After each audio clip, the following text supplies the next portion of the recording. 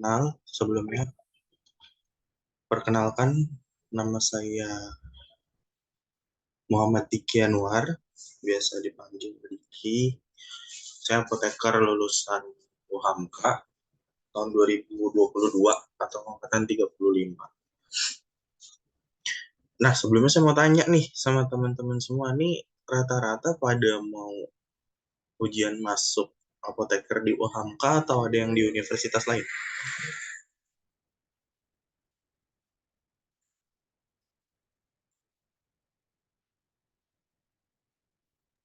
UHAMKA bang, UHAMKA semua. nggak tahu yang lainnya. Oh, oke. Paham kakak. UHAMKA semua. Oke. Ya, kalau misalkan ujian masuk di UHAMKA yang saya tahu rata-rata soalnya ya mirip-mirip soal-soal UKAI. Walaupun saya masuk UHAMKA nggak pakai apa namanya jalur tes. Jadi, tapi saya belajar sama teman-teman yang lain dan informasinya ya ujian masuknya kurang lebih sama lah kayak UKAI gitu. Nah, pada malam hari ini kita akan bahas materi teknologi sediaan solid sama sediaan liquid. Tapi objektifnya kita akan bahas solid dulu. Karena nanti selesai bahas sediaan solid, kita akan bahas soal. Karena kalau misalkan teori doang, itu nggak akan apa ya, paham sih kalau yang nyimak, kalau yang nggak nyimak nanti akhirnya nggak paham gitu. Jadi makanya harus ada latihan soalnya.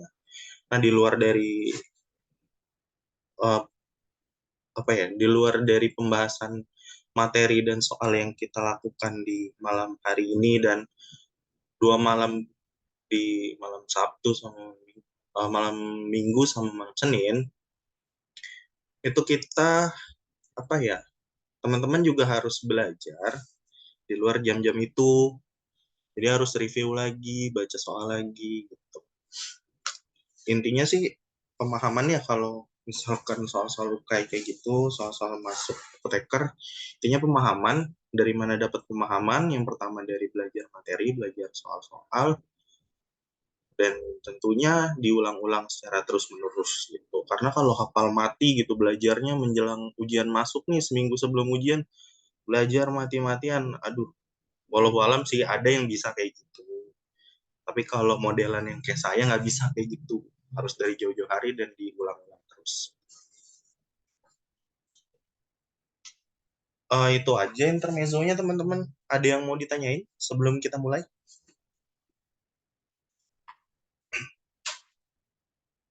Oke, nggak ada ya.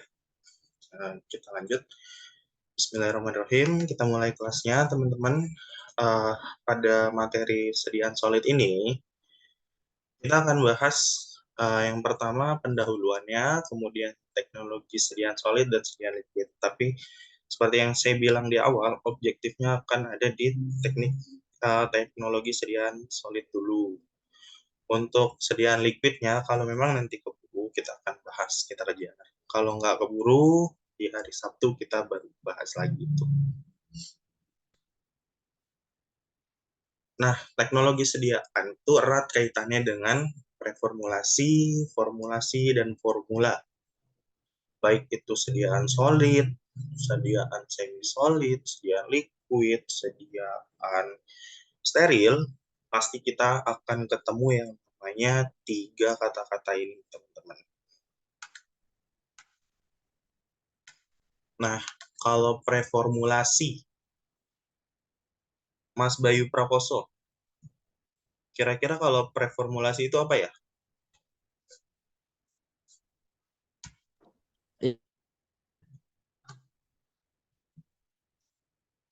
Halo? Nggak ada suaranya. Yang lain ada yang kedengeran?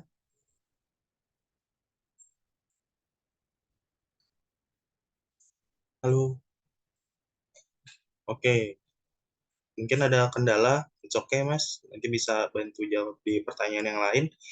Akmal Wafik, Mas Akmal Wafik, coba bisa dibantu. Kalau preformulasi itu apa ya?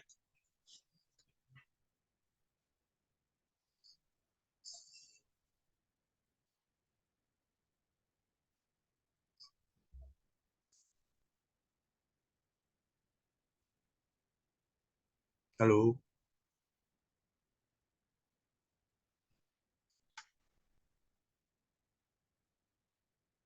spesifik aja nih.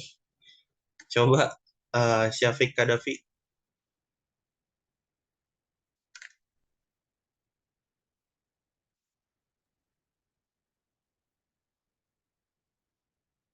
Ya udah siapa aja deh yang bisa bantu. Preformulasi Oke, eh, silakan silakan. kurang lebihnya kayak menyusun formula gitu nggak sih, Bang? Kalau menyusun Terkait formula ada di mana? Di sini atau di sini? Menyusun formula. eh, berarti dari preformulasi itu melihat dari sifat fisik suatu bahan gitu ya, Bang. Fisiknya aja, Fisika kimia gitu. Dari udah, experience. udah, dua, fisika. Oke, thank you, Syafiq.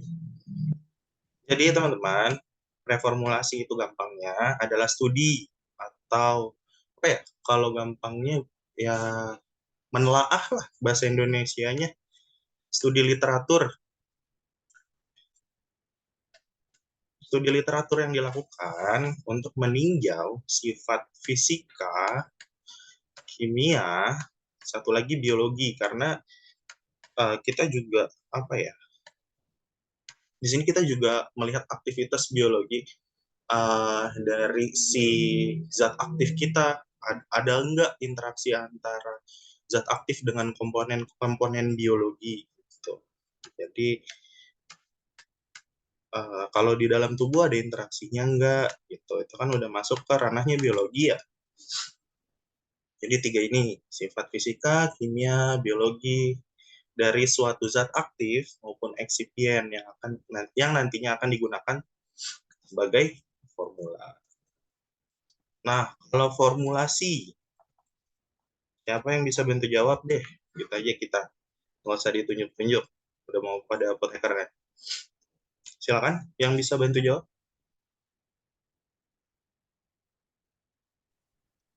Formulasi itu proses pembuatan ininya, Bang. Izin jawab. Ya, silakan. Proses pembuatan sediaan yang udah kita lah apa sih yang udah kita tentuin di apa ya di preformulasi tadi gitu. Oke, proses pembuatan. Thank you, Akmal Wafik, jawabannya. Tapi simpelnya, ya itu benar. Formulasi yang ada sih-nya biasanya menandakan suatu proses, ya kan? Gampangnya gitu. Nah, lebih simpel lagi, kalau mau apa ya tahu tentang formulasi definisinya, itu adalah menambahkan API atau Active Pharmaceutical Ingredients dengan excipient.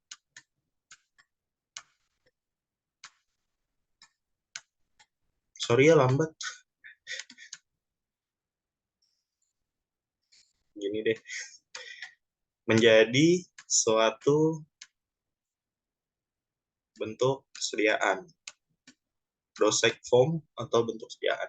Jadi, kalau mau digampangin, formulasi itu adalah proses mencampur antara active pharmaceutical ingredients, zat aktif, dengan excipient menjadi suatu bentuk sediaan.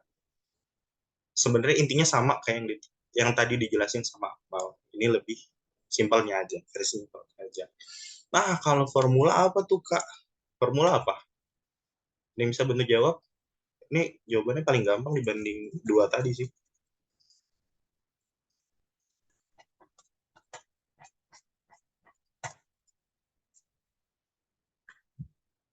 Ayo, silakan.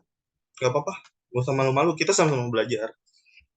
Kalau ada yang salah dari saya pun, silakan dikoreksi. Gak apa-apa. Izin jawab, Kak. Mm-mm.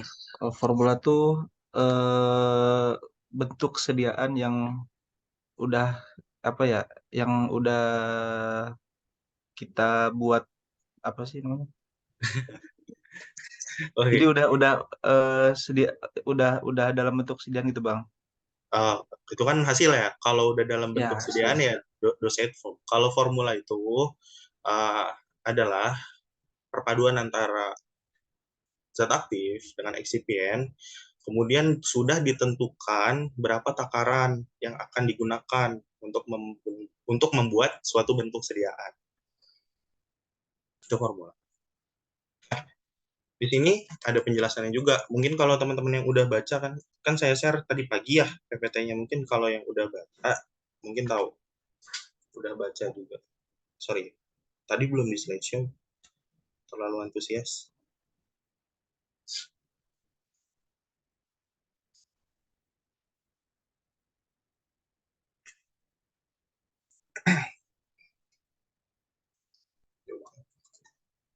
Nah, kalau preformulasi ini secara definitif ya adalah studi yang menunjang proses optimasi sediaan dengan melihat sifat fisika, kimia, dan eksipien sehingga formulasi tersusun dengan baik. Dari studi ini ditentukan API-nya mau dibuat jadi sediaan apa. Kalau yang udah praktikum, kayaknya teman-teman pasti semua udah dapat praktikum semi solid, solid, dan steril. Kita sebelum membuat suatu sediaan, kita lihat dulu kan tuh sifat fisika, kimia, biologinya gimana.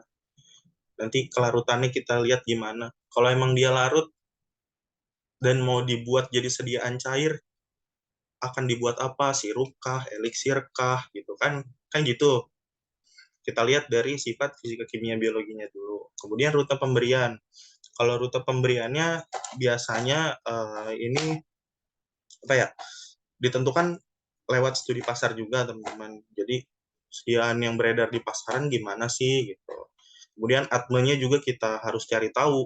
Jangan sampai ketika nanti kita berikan uh, sediaannya lewat injeksi, nggak taunya absorpsinya di lambung gitu kan. Misalkan aja ini ya, misalkan kayak gitu. Jadi kan nanti nggak apple to apple, jadi harus dilihat juga adminnya gimana untuk di rute pemberian. Nah, kemudian juga didapatkan nanti formula awal. Nah, teman-teman, ini sekedar tahu aja karena ini terlalu dalam menurut saya ya. Dan ini harusnya dapat di matkul CPOB. Kalau misalkan ada matkul CPOB-nya. Ada pergeseran paradigma intinya teman-teman. Dari yang tadinya di CPOB 2018 itu kita preformulasi masih trial and error.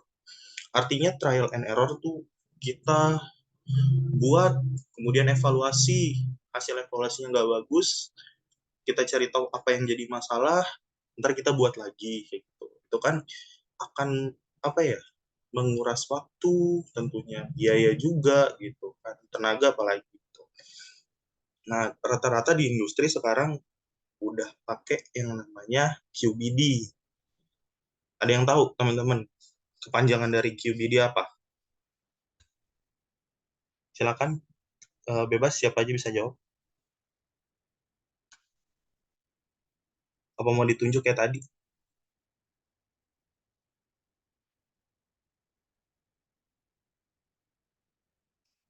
Serius nih belum pada tahu QBD? Ya udah nggak apa-apa. Karena pengalaman saya aja ini, saya beberapa kali interview di industri. uh, Kalau mau masuk R&D, bagian R&D, Research and Development, itu pasti ditanyain ini, gimana tahapan dari si QBD. Nah, sebelumnya QBD itu adalah Quality by Design. Jadi intinya teman-teman, sebelum kita membuat obat, kita udah tahu dulu nih, udah ngerancang dulu kualitasnya nanti akan seperti apa. Jadi nggak trial and error lagi. Kita udah visioner nih, sebelum membuat sediaan, sebelum ada sediaannya, kita udah visioner. Maunya yang bentuknya kayak gimana, target pasien yang kayak gimana, itu kita udah harus tahu dulu.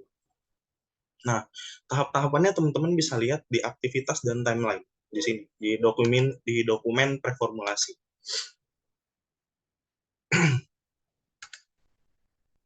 Yang pertama, tinjauan terhadap originator. Tentunya kita pasti compare dulu kan sama originator produk yang ada. Kemudian penetapan QTPP, Quality Target Product Profile. Apa sih itu Quality Target Product Profile? Intinya adalah profil menyeluruh terkait produk yang akan kita buat. Yang saya bilang tadi visioner, targetnya akan seperti apa nih kualitas dari produk kita. Itu QTPP. Kemudian masuk ke penentuan CQA kalau bahasa Inggris ya. Kalau Indonesianya CQA aja dah. Critical Quality Attribute. Critical Quality Attribute itu nanti akan meliputi sifat fisika, biologi, dan kimia dari si active pharmaceutical ingredients. Nah, kita udah nentuin duluan nih kualitasnya bakal seperti apa sih nanti zat aktif kita di CQA ini. Nah, setelah itu baru kita tentukan karakteristik bahan aktif kita mau yang kayak gimana gitu kan. Spesifikasinya itu kita lihat biasanya koordinasi sama supplier dulu, sama ini juga karakterisasi si excipient. Bahan kemas tentu juga harus dipertimbangkan, khawatir ada interaksi antara zat aktif atau dengan excipient ya kan. Nah, kemudian critical material attribute. Apa sih bedanya? Nah, kalau di material attribute ini, nanti kita juga harus mempertimbangkan alat-alat yang akan kita gunakan ketika membuat sediaan ini. Gitu. Jadi kita harus cari tahu dulu, si zat aktif kita nih ada masalah nggak dengan alat mixing yang tipenya kayak gimana gitu.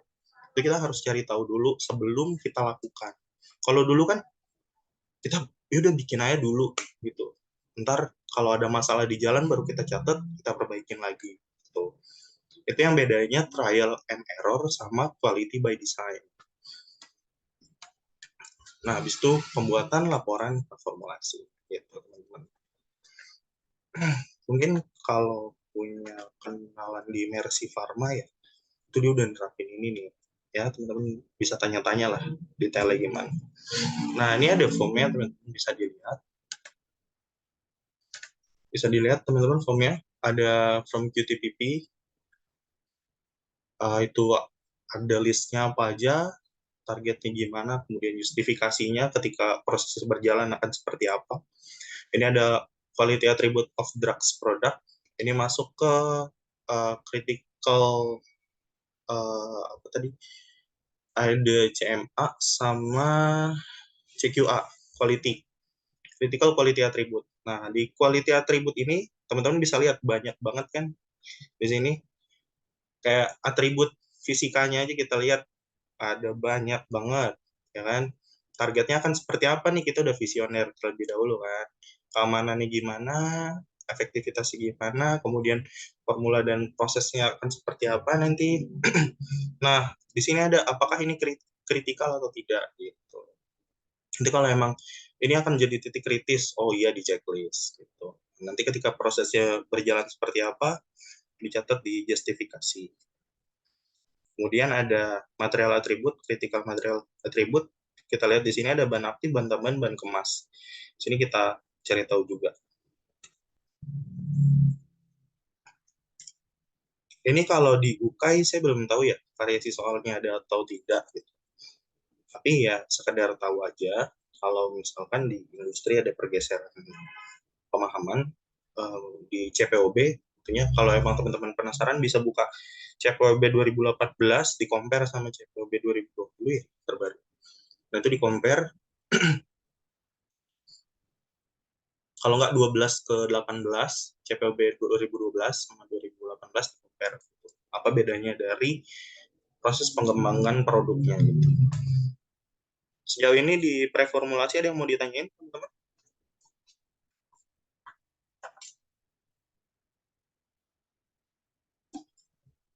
Kalau belum ada kita lanjut. Ini seperti yang saya jelaskan tadi dan dibahas juga tadi sama teman ya. Kalau formulasi itu merubah API, Active Pharmaceutical Ingredient, tambah excipient menjadi sediaan atau jadi suatu bentuk sediaan. Nah, di sini juga dalam proses formulasi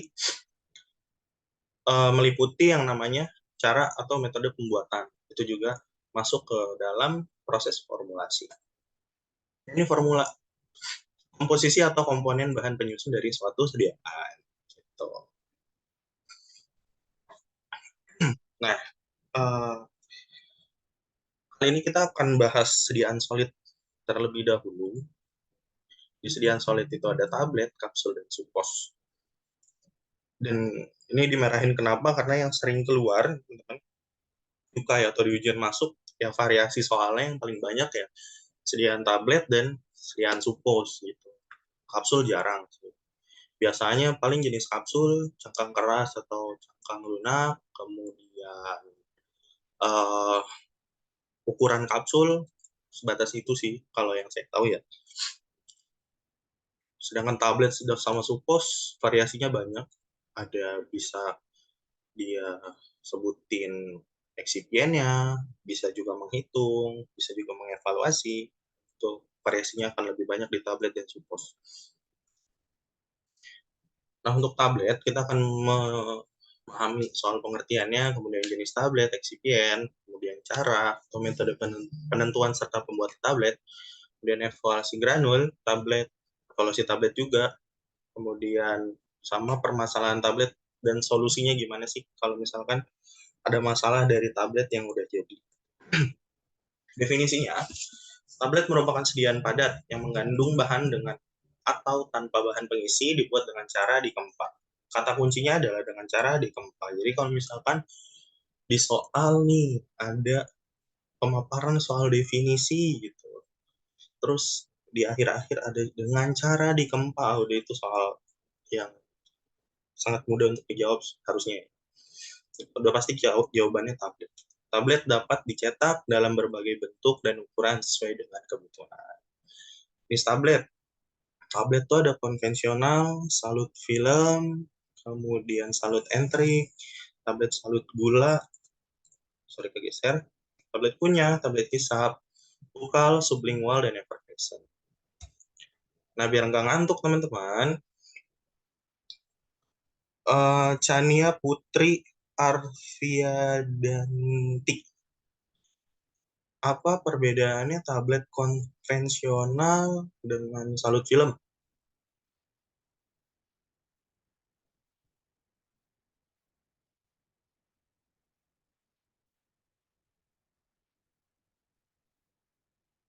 Oke, geser lagi. Alvira, bisa bantu jawab mungkin? Iya, Kak. Apa perbedaan tablet konvensional dengan tablet salut film?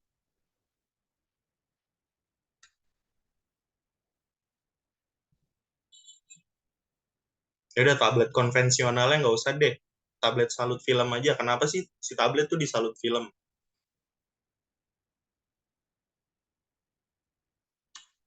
Tujuannya apa?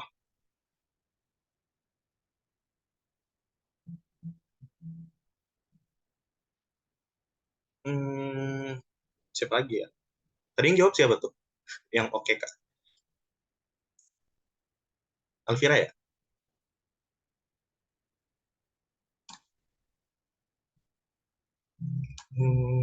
Ya udah, siapa aja deh yang bisa bantu. Tenang, ini baru pertanyaan pertama kok. Masih ada ya 2 lagi deh.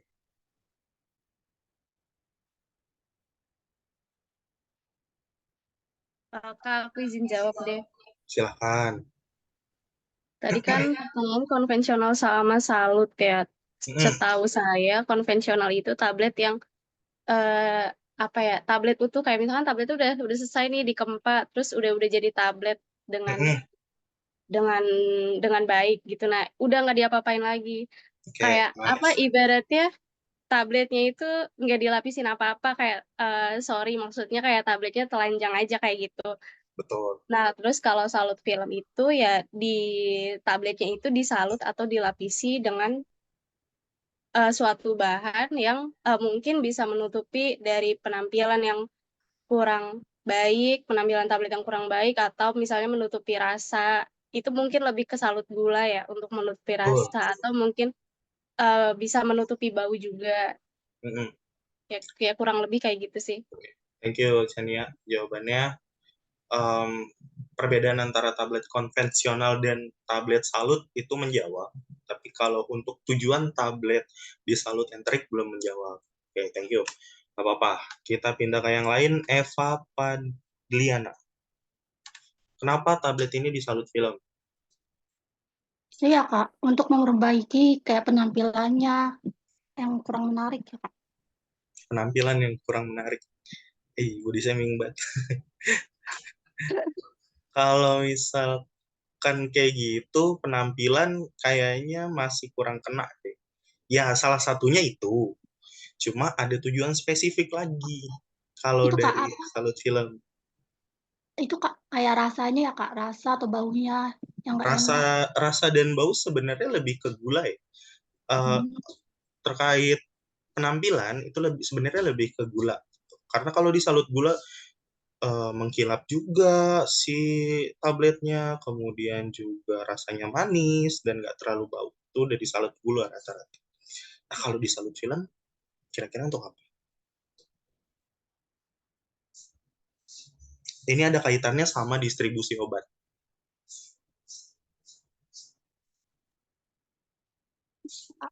Ya, apa tuh?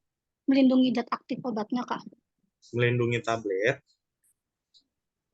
dari Dari zat aktif. kurang.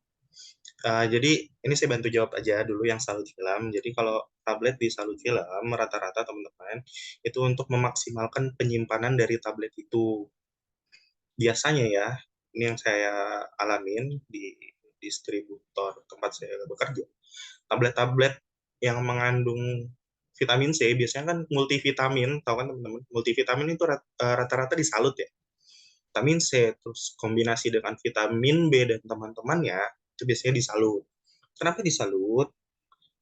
Untuk mempertahankan kondisi zat aktif dan eksipien selama penyimpanan. Tujuannya itu intinya. Baik dalam baik ketika dalam proses distribusi dari pabrik ke distributor itu kan kita menggunakan mobil atau kendaraan lain di mana tablet itu akan mengalami goncangan. Tablet disalut film untuk melindungi si tablet intinya itu dari goncangan sehingga tidak mudah rusak. Itu kemudian juga memaksimalkan dalam penyimpanan. Tujuannya disalut film seperti itu, teman-teman.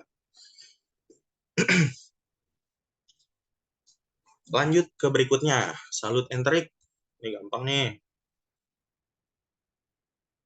Siapa aja deh dulu yang bisa bantu mungkin enterik. Let's go.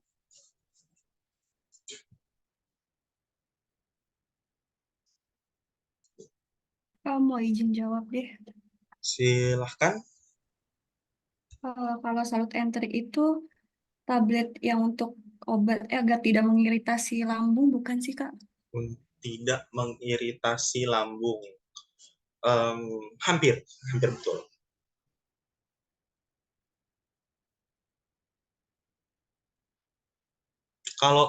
Kalau biar nggak ngiritasi lambung, biasanya pelepasannya di mana?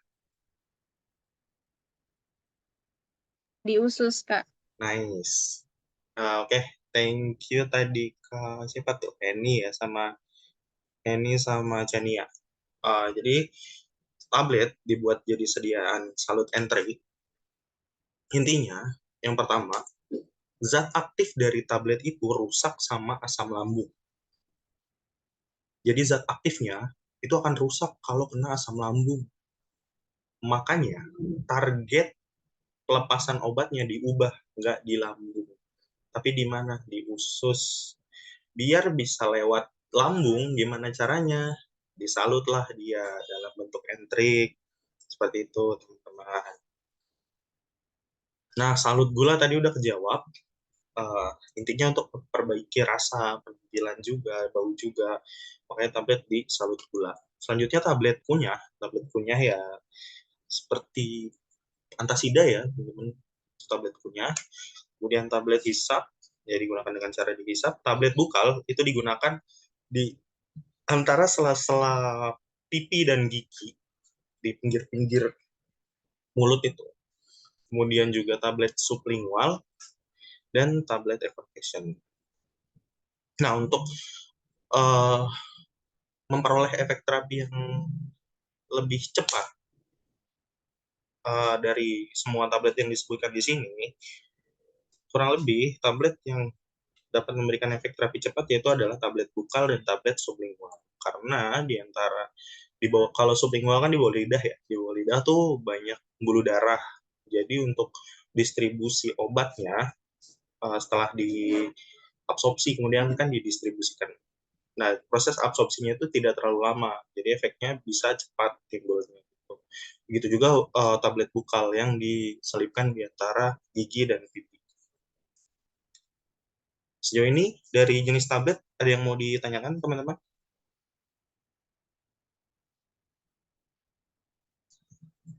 Jelas ya?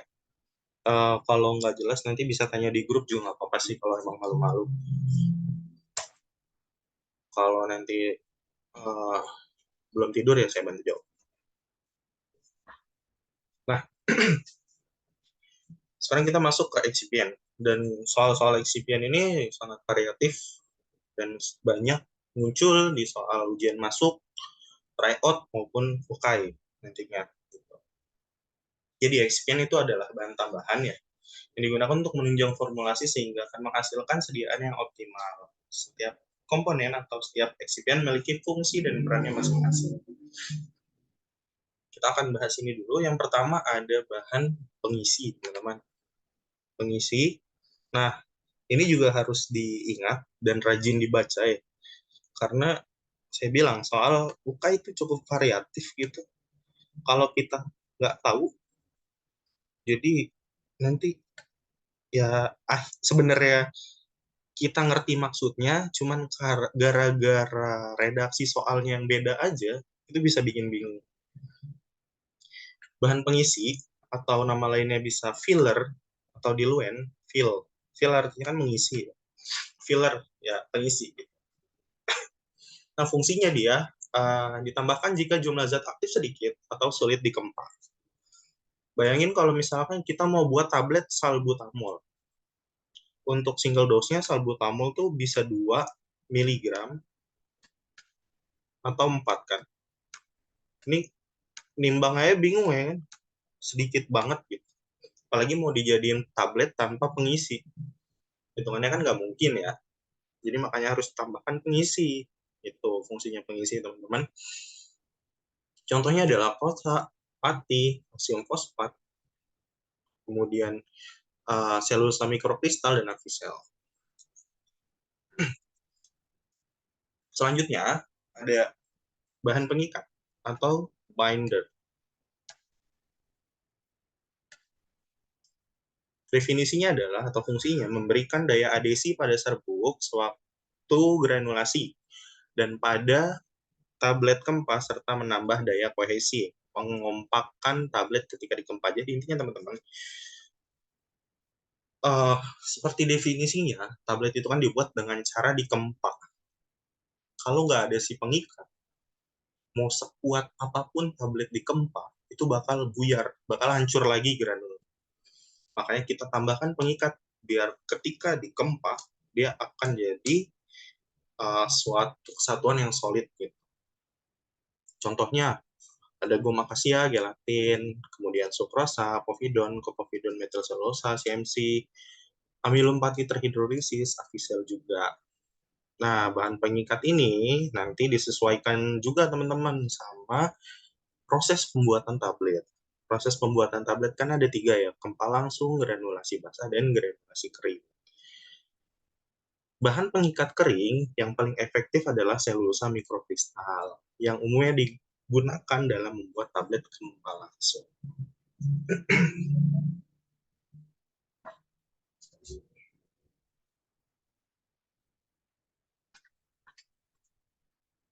Selanjutnya ada bahan penghancur atau disintegran nama lainnya. Membantu hancurnya tablet setelah ditelan. Intinya ya kalau kita misalkan makan tablet masa keluarnya tablet lagi kan enggak juga ya kan. Kalau kita makan tablet itu nanti akhirnya pecah, kemudian diabsorpsi, didistribusikan, dimetabolisme, dan diekspresikan. Nah,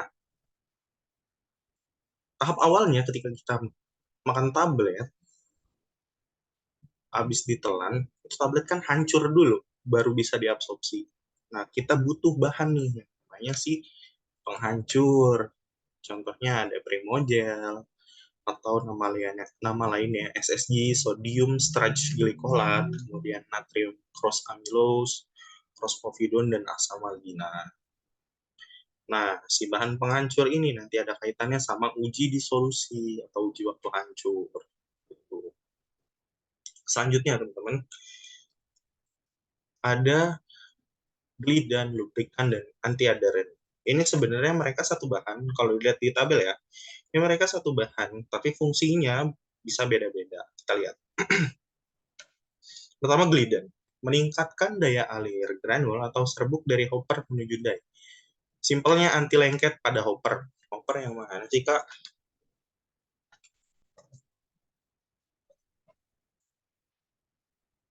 Mana nih alat? Nah, ini si hopper nih. Teman-teman bisa lihat di sini. Hopper atau corong adalah tempat mengalirnya serbuk atau granul ke dalam alat. Jadi, si glidan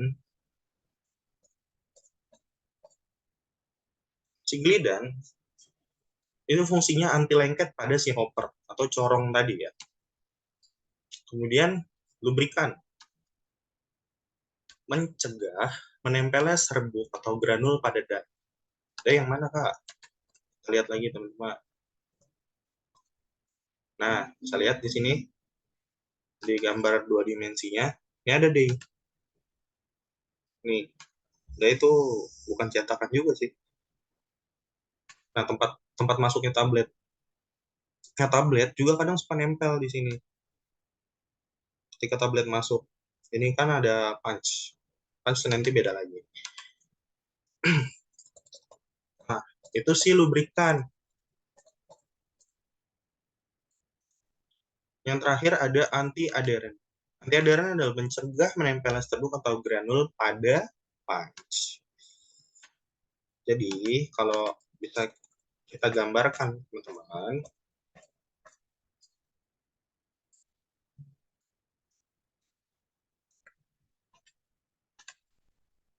ini kita hapus dulu deh. Ya. Jadi, si kerjanya, ini kerjanya si siapa yo di sini? Ada yang bisa bantu jawab? Ini punch. Ini hopper.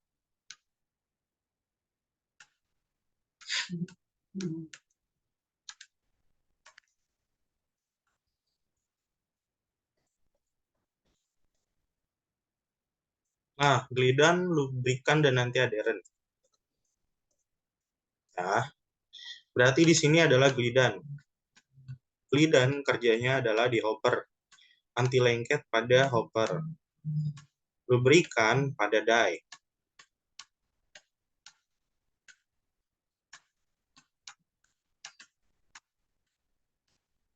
Dan di sini ada anti-adheran. Singkat aja ya. Anti-adheran. Nah, kurang lebih seperti itu, teman-teman. Untuk perbedaan glidan, lubrikan, dan anti-adheran. Bahannya gimana, Kak? Bahannya sama aja, dia juga orangnya.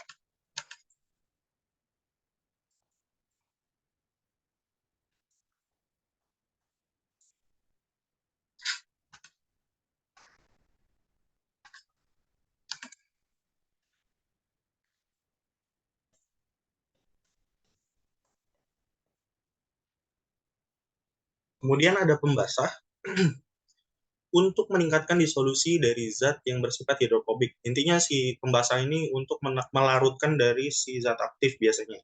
Untuk melarutkan zat aktif kita. Contohnya natrium lauryl sulfat, PG, dan gliserol.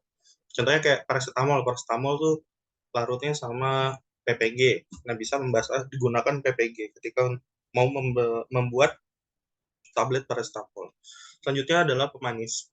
Memberikan rasa manis dan menutupi rasa yang kurang sedap biasanya dipakai dalam tablet punya mannitol, sukrosa, dan laktosa. Atau sorbitol. Sorbitol juga masuk kategori pemanis. Dari eksipien ini teman-teman, ada yang mau ditanyakan?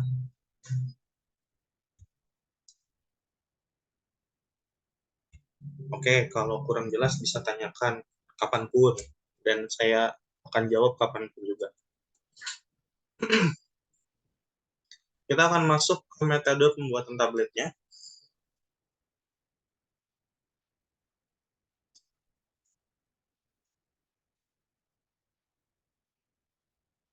Oke, biar nggak ngantuk, kita kuis dulu bentar.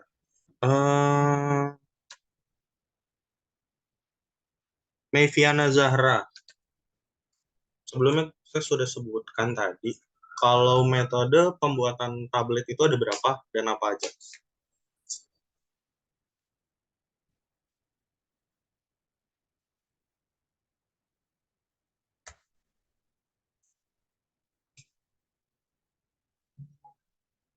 Selanjutnya, Mertianingsih. Pertanyaannya masih sama. Ya, Kak. Ada 3 ya, Kak? Ya, apa aja? Kempal langsung, granulasi basah, dan kering. Oke, kalau kempa langsung, untuk zat yang seperti apa?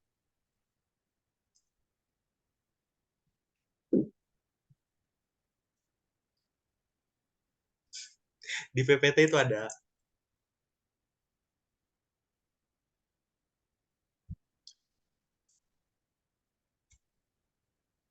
Halo?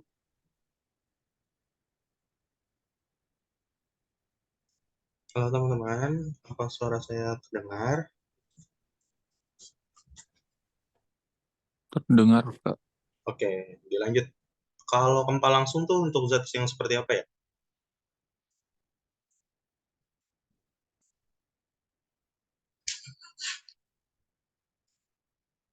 Oke, yang bisa jawab, silakan. Dipersilakan.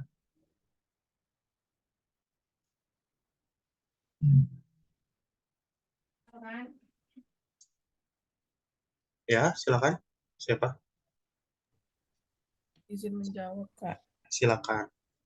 Kalau kempa langsung itu untuk senyawa aktif yang tidak tahan panas dan air. Tidak tahan panas, Dan air. tidak tahan panas dan air, Tapi sifat alirnya baik. dan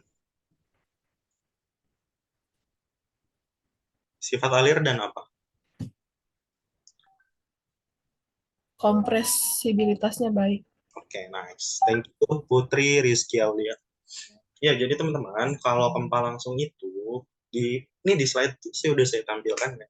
Untuk campuran serbuk yang memiliki kompresibilitas dan sifat alir yang baik. Selain itu juga zatnya biasanya tidak tahan panas dan tidak tahan lembab.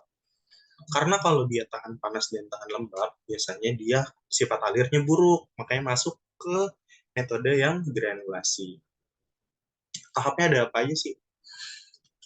Yang pertama mencampurkan API dengan eksipien, kemudian di mixing sedemikian rupa, kemudian dievaluasi masa kempanya, hasil mixingnya kayak gimana, udah selesai di mixing dan udah dievaluasi hasil mixingnya, habis itu baru di kempa, langsung dicetak. Itu makanya namanya kempa langsung.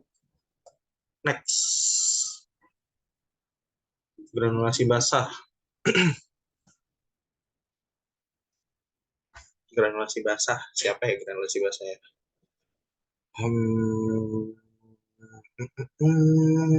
Nada Sofia. Kak Nada Sofia. Iya. Kalau granulasi basah, Kak, itu untuk zat yang seperti apa ya?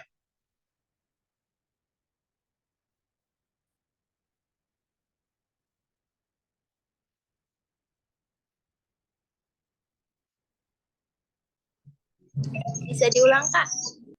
Kalau granulasi basah, untuk membuat tablet menggunakan metode granulasi basah, zat yang biasa mengalami proses granulasi basah itu zat-zat yang seperti apa ya?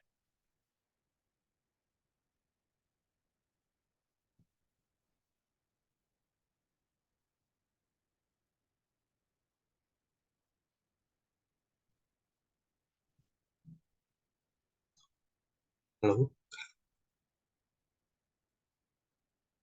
Oke, sepertinya eh, tidak ada jawaban, nggak apa-apa. Yang bisa bantu jawab, silakan. Granulasi basah untuk zat Izin yang jawab, disebut. Kak. Silakan, Cut Alvira. Jadi granulasi basa itu yang memiliki kompresibilitas atau sifat alirnya yang buruk. Betul. Juga tahan panas karena nanti bakal di oven gitu, Kak. Nice. Terus Granulasi basah. tahan lembab nggak dia? Iya, panas dan lembab. Ya, thank you, Cut Alvira. Ini definisi, bukan definisi, penjelasannya. Granulasi basah itu untuk campuran serbuk yang memiliki kompresibilitas dan sifat alir yang buruk, dan zat-zat tahan panas dan lembab. Nah, fasenya, ini dibagi dua fase, fase dalam dan fase luar. Fase dalam itu ada API, binder, dan desintegran. Kalau masih pada ingat, di praktikum solid kita bikin yang namanya banana breaking, ya kan? Adonan yang kalau udah dipatahin kayak pisang berarti udah jadi nih, ya kan? Inilah yang namanya proses granulasi basah. Kemudian diayak sama dikeringkan dulu tentunya ya, nanti si banana breaking ini dikeringin di oven, makanya zatnya harus tahan panas biar nggak rusak tuh kan. Kemudian diayak, kemudian dievaluasi masuk cetak. Ini evaluasi granul. Kalau masih pada ingat, kita pakai granul flow tester ya, sama tap density buat evaluasi si granulnya, ya kan. Nanti baru tuh dicetak deh si granul jadi tablet. Di situ dicampur dengan keluar anti lengket, lalu dicetak tabletnya. Dia habis dievaluasi si granulnya, kita campurin dulu nih sama fase luarnya anti lengket. Anti lengketnya kan nanti tergantung ya, ketika nanti dievaluasi apakah ada masalah granulnya mengalir di hopper, ataukah nanti ada masalah di nempel di granul flow testernya gitu. Kita baru tambahkan anti lengket kan gitu teman-teman. Biar nanti bisa dicetak dengan baik. Nggak ada rusak pada tabletnya ketika dicetak. Kalau seperti itu. Nah, itu granulasi basah. Kalau granulasi kering, siapa aja deh yang bisa bantu jawab, silakan.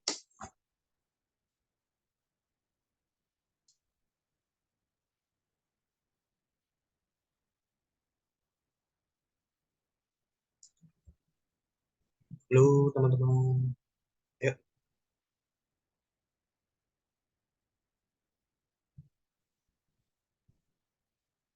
Nggak apa-apa. Nggak disetrap kok kalau salah. Kita belajar. Saya Ya, silakan. Yuk, silakan Kak.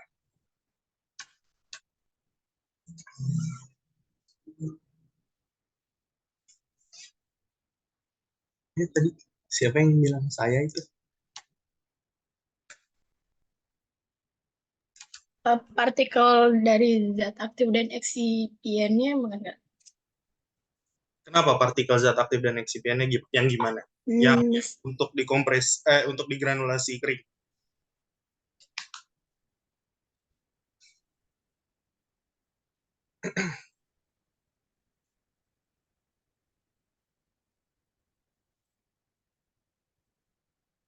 Halo? Ya udah, kita next dulu ke granulasi kering teman-teman. Nah, untuk granulasi kering, thank you tadi Kak Merta udah mau coba jawab. Siapa namanya Merta ya? Ya, thank you. Granulasi kering itu untuk campuran serbuk yang kompresibilitas sama sifat alirnya buruk. Kemudian dia nggak tahan panas dan tidak tahan. Cara pembuatannya gimana? API ditambahkan excipient, kemudian di mixing, ya kan? Di mixing ini ditambahkan binder kering atau pengikat kering. karena kan ini granulasi kering. Kalau granulasi basah, tadi binder basah. Setelah itu baru kita bikin slug atau tablet besar atau lembaran-lembaran lah ya, bisa dibilang kayak gitu. Kemudian slugnya ini metode slugging dibuat. Intinya kalau nanti di soal ada dibuat tablet dibuat menjadi setelah setelah pencampuran tablet dibuat menjadi lembaran-lembaran atau tablet dibuat menjadi kepingan besar, itu udah pasti namanya metode slugging, masuk ke granulasi kering gitu. Slug dihancurkan, kemudian diayak, kemudian dievaluasi granulnya, kemudian lalu dicetak tabletnya. Jadi intinya, granulasi basah dan granulasi kering, selain perbedaan dari zat-zatnya itu juga, metodenya juga jelas beda, teman-teman. Pertama, dari binder yang digunakan. Binder yang digunakan, kalau basah ya, binder basah, seperti glycerol dan lain-lainnya. Kemudian kalau binder kering, ya, kalau granulasi kering, ya ditambahkan binder kering. Yang pertama. Kemudian kalau misalkan granulasi basah, dia dibuat menjadi banana breaking, yang akhirnya nanti dikeringkan. Kalau misalkan granulasi kering, dia dibuat menjadi slug atau kepingan-kepingan besar atau lembaran besar. Seperti itu. Dari metode, nah ini penjelasan yang tadi teman-teman sebutkan ada di sini. Jadi nanti kalau mau baca di PPT-nya yang mana ya ini bisa dilihat. Ada yang mau ditanyakan dari metode pembuatan tablet, teman-teman?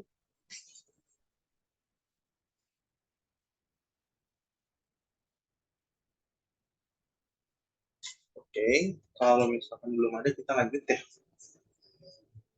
Ini udah masuk evaluasi, teman-teman.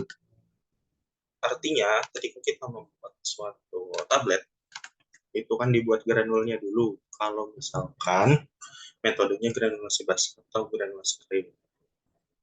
Nah, di granul ini kita harus evaluasi dulu. Tujuannya apa sih evaluasi granul?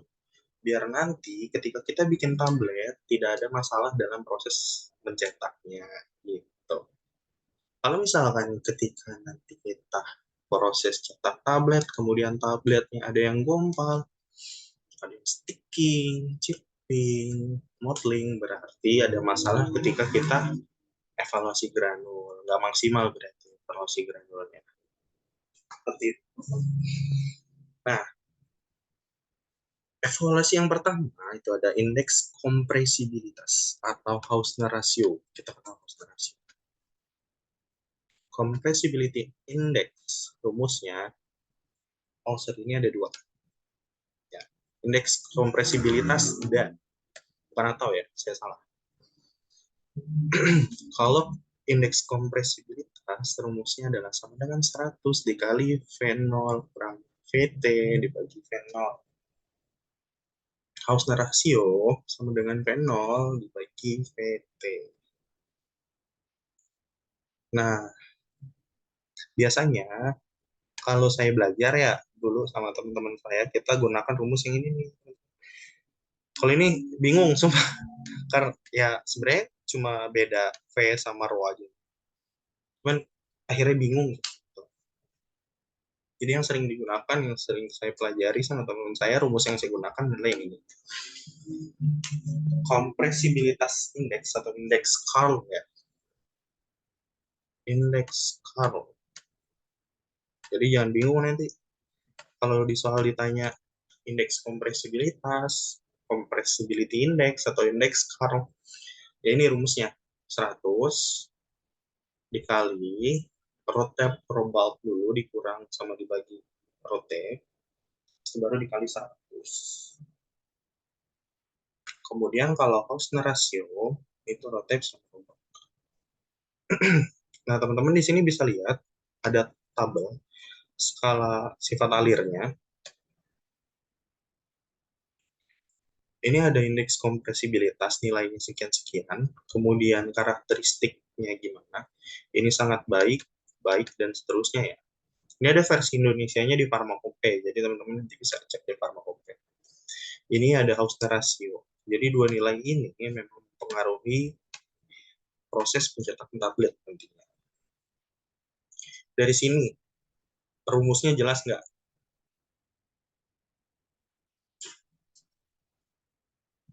Kalau soal rumus, emang harus detail teman-teman.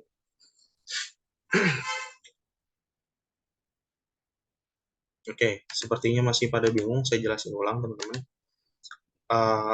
Saya sarankan untuk proses penghitungan pakai rumus ini, karena ini sangat bingung dan lebih sering ini ditanya. Nah, teman-teman udah tahu belum nih row type sama row bulk bedanya apa? Ya, kita tahu teman-teman, kalau row itu ini terlepas dari rumus di atas. Row itu artinya dibagi volume gram, ini mili. Lebih seperti ini. Nah, sekarang kita cari tahu apa itu type dan bulk. Kan udah jelas, row itu adalah berat dibagi sama volume. Berat ini artinya berat granul.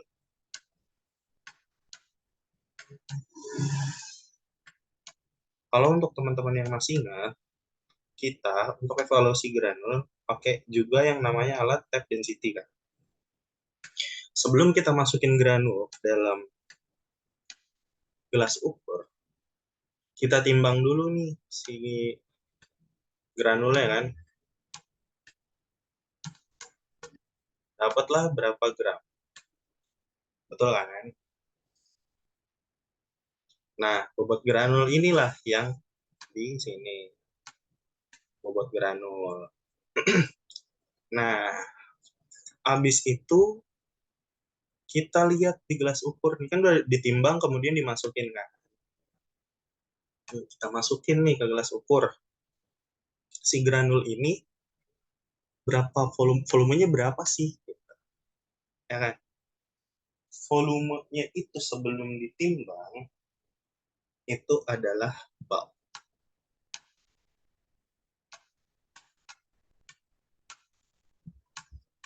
Nih, si bulk ini artinya sebelum.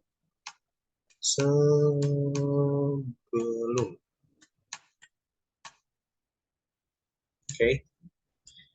Jadi ketika serbuk kita masukin ke sini, itu kita catat volumenya berapa sih? Misalkan 20 mili. 20 mili. Ya udah, misalkan di sininya kita timbang 100 gram. 100 dibagi 20. Ketemu nanti si raw bulk-nya ini. Sampai sini jelas nggak teman-teman? Tolong dijawab. Jelas, Kak. Oke, lanjut ya. Karena krusial kalau soal rumus, saya takut salah penjelasan. Makanya saya butuh verifikasi sudah jelas atau belum.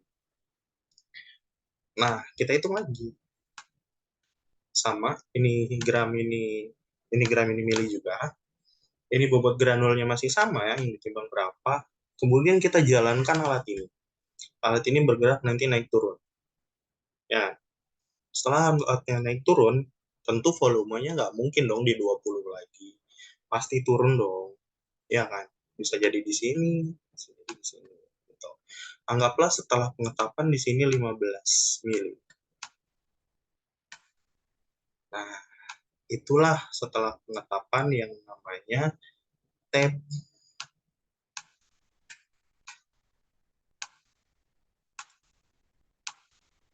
Tapet. Nih, setelah itu. Kebayang nggak? Kira-kira kalau diaplikasiin di soal, ngerti nggak teman-teman? Ngerti, Kak. Oke. Semoga bisa membantu teman-teman dalam menyelesaikan soalnya nanti. Ini tadi penjelasannya yang saya jelasin. Ada Hausner ratio sama indeks Karl. Kalau Hausner ratio tinggal dibagi aja. Tape sama bulknya berapa. Kemudian kalau indeks Karl itu biasanya ini kali 100 aja nih. Dikali 100. Kemudian ini tadi penjelasannya. Tape itu sesudah, kalau bulk itu sebelum. Sejauh ini ada yang mau ditanyakan?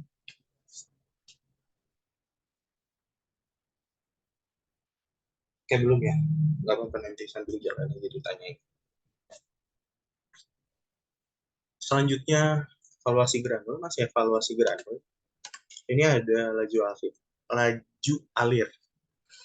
Rumus laju alir. Ya Allah, susah banget. Itu bobot granul dibagi waktu. Bobot granul berarti satuannya gram, dibagi waktunya detik, gram per detik. Laju alirnya gram per detik ya. Kemudian sudut diam. Ada sudut diam juga teman-teman di sini. Rumusnya itu tan alfa. Tan alfa itu kemiringannya. Kemudian sama dengan H.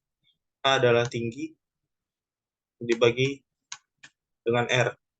R adalah jari-jari. Gitu. Intinya alatnya sama, masih kayak granule flow tester. Nah, ini fungsinya adalah mengecek apakah si granul kita bekerja dengan baik ketika dituangkan ke hopper. Ketika dituangkan, kan? Nah, kita pakai si granule flow tester ini, teman-teman. Nah, kemudian untuk karakteristiknya, teman-teman bisa baca sudut istirahatnya, angle of repose, sudut istirahatnya kalau baik berapa.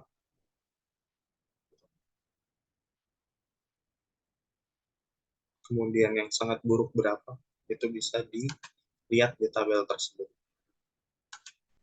Ada yang perlu dijelaskan ulang atau dijelaskan lebih?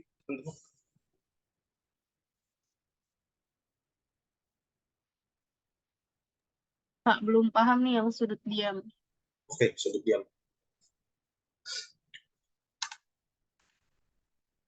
Rumusnya kan tan alfa sama dengan H dibagi R.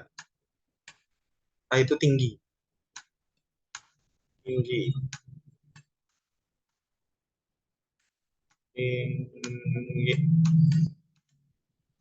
itu adalah jari-jari.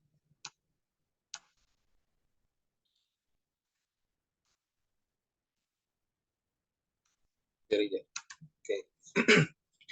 Nah, si tinggi ini, tinggi onggokan serbuk. Ini kan jelas nih. Tinggi onggokan serbuk. Itu kita substitusinya nanti ke si H. Di soal biasanya udah ada. Seorang apoteker melakukan evaluasi granul menggunakan granul flow tester. Didapat tinggi onggokan serbuk sekian. Biasanya gitu, udah jelas. Sekian sentimeter. Kemudian, biasanya diketahuinya diameter. Diameter dari serbuk, diameter kan keseluruhan. Kita harus dibagi dua kan kalau si jari-jari itu kan setengahnya dari diameter kan. Berarti diameternya dikali sama setengah dulu. Baru ketemu yang namanya nanti si R atau jari-jari. Gitu kan. Nah, jari-jarinya disubstitusiin, kita hitung kan. Sekian, misalkan, ya, ini hasilnya lah. Misalkan H kali R udah nih. HR tan alfa. Nah, untuk nyari sudut istirahatnya, bisa di kalkulator ada tuh. Harusnya nggak megang kalkulator saintifik lagi. Tan alfa min 1 HR.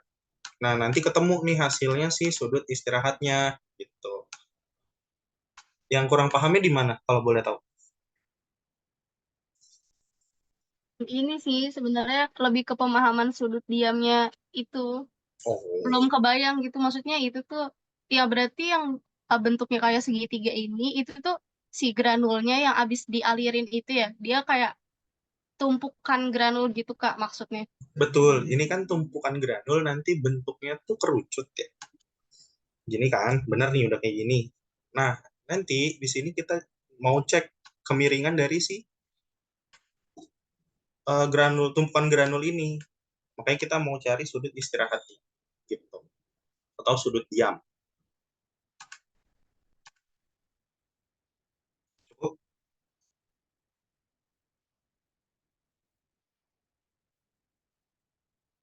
Halo? Atau kurang menjelaskan? Iya, Kak. Jelas. Berarti hubungannya si sudut diam sama sifat alirnya itu, maksudnya, Sudut diam sama sifat alir. Jadi kalau misalkan si granula dimasukin ke corong, kemudian sudut diamnya nanti kita dapatkan nilai seperti ini. Aduh, sorry. Lebih dari 66 atau nanti 56,65, berarti karakter alirannya, aliran si serbuk kita itu tidak bagus. Ditandai dengan sini nih. Hasil dari perhitungan sudut diam nanti akan berpengaruh ketika setelah dia mengalir ke sini. Kan dituang ke hopper dulu ya. Tuang ke hopper, kemudian mengalir ke die, ya kan? Nah, dia akan bermasalah di sininya nanti kalau misalkan sudut istirahatnya tidak bagus. Tuh. Ini bukan alat cetak tablet ya, ini saya analogikan ya karena yang paling dekat ini. Gitu. Gimana?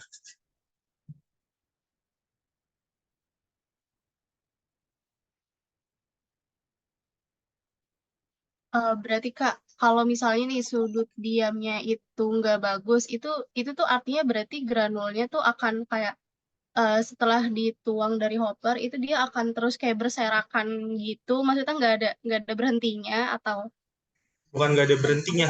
iya bukan berhenti sih, Jadi maksudnya kayak ketika dia masuk ke die, itu kan ada punch nanti yang akan mukul dia ya, yang akan mengetap dia, ya kan?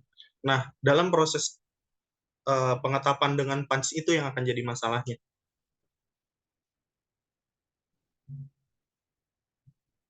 Jelas? ya jelas Kak. Oke, Terima kasih Kak. sama-sama. Selanjutnya masih dari evaluasi granul. Oh ya, masih ada yang mau ditanyakan mungkin? Oke, nanti bisa sambil jalan pertanyaannya.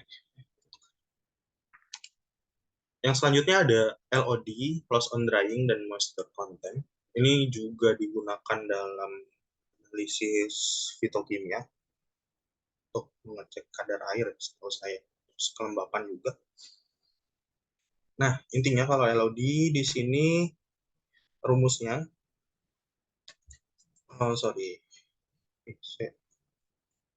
teman-teman bisa lihat sendiri. Jadi rumusnya berat awal dikurang berat akhir dibagi berat awal dikali 100%. Nah, persyaratannya kadar air yang baik adalah 2-5%. Kemudian ada pengujian kadar air. Ini sama aja sebenarnya. Persen LOD sama dengan bobot granul basah dikurang bobot granul kering dibagi bobot granul basah dikali 100%. Kalau di sini kan awal sama akhir pakai kata-katanya. Kalau ini granul basah sama granul kering. Tinggal dipahami. Mudah kok dipahami itu. Kemudian ada distribusi ukuran granul, teman-teman. Nah, untuk distribusi ukuran granul, saya rasa semua pasti ngerjain ya. Ini juga waktu saya OSCE, ini juga keluar. Jadi kalau misalkan nanti alhamdulillah terima apoteker, jangan dilupakan cara untuk melakukan distribusi ukuran granul. Karena takutnya di OSCE keluar. Tahapannya yang pertama timbang berat kosong, satu seri ayakan, satu seri itu berarti segini. Timbang. Letakkan jumlah granul yang telah ditimbang 100 gram, diayakan mes 20 sampai 100 paling atas dengan diameter terbesar. Jalankan ayakan selama 10 menit, kemudian timbang kembali ayakan sehingga didapat berat fraksi yang tertinggal pada masing-masing ayakan. Kemudian dibuat tabel dan grafik distribusi ukuran granul. Hitung berapa persen fines-nya. Ini lebih ke praktikal sih, jarang banget keluar di soal-soal UKAD. Jadi emang paling cocok soal ini keluar di OSCE. Nanti rumusnya teman-teman bisa hafalin aja, karena siapa tahu bisa keluar ujian masuk. Nah, ini untuk alat cetak tabletnya, teman-teman. Tadi kita udah bahas ya sekilas, hopper adalah tempat untuk mengalirnya serbuk atau granul ke dalam alat. Kemudian punch adalah bagian yang memberikan kompresi, tekanan, dan die, tempat untuk penampungan massa granul. Nah, di sini yang saya maksudkan tadi jelaskan di sudut diam ya. Ketika di sini dia akan melakukan punch, nah, si tablet kalau misalkan sudut diamnya nggak bagus, dia akan bermasalah di sini. Jadi ketika di punch, itu tidak maksimal hasilnya. Seperti itu.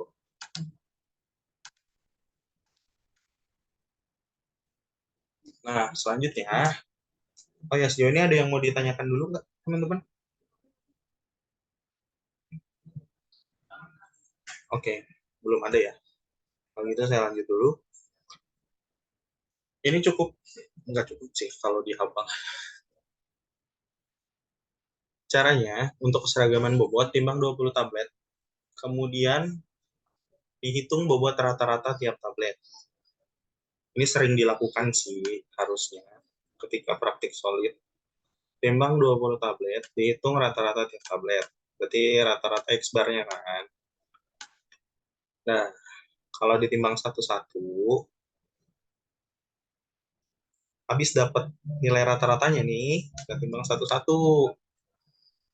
Tidak boleh lebih dari 2 tablet yang menyimpang dari bobot rata-rata harga yang ditetapkan kolom A. Ini kolom A.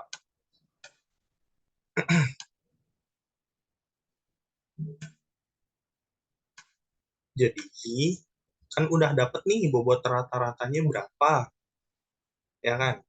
Habis itu kita timbang satu-satu, catetin nih berapa nih beratnya satu-satu. Nah, nggak boleh lebih dari 2 tablet, artinya maksimal 2 tablet ya, yang boleh menyimpang dari bobot rata-rata harga yang ditetapkan. Rata-ratanya sekian, misalkan 70 udah, ini ngasal aja ya, 70 mg. Nah, rata-ratanya segitu. Nah, kalau misalkan tabletnya 20 mg atau kurang, ini kita kaliin ke persennya dulu, 15%. Nah, nanti ketemu hasilnya. Nah, 2 tablet itu nggak boleh menyimpang dari 70 mg kali 15%. Seperti itu. Lanjut. Dan tidak boleh satu tablet pun yang bobotnya menyimpang dari bobot rata-rata harga dalam kolom B. Gitu. Jelas, teman-teman?